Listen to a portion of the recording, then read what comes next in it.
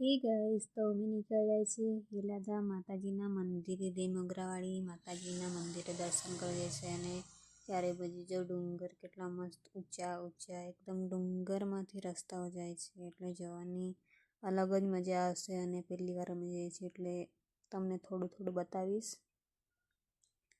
ખાલી રસ્તો જ છે, આ રસ્તો પણ એક નંબર છે.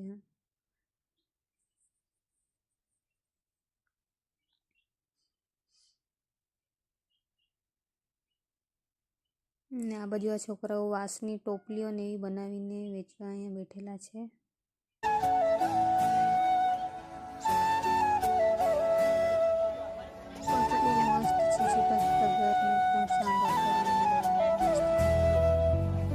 ને આ છે હવે અમારી થોડી થોડી પીક લગાવી છે.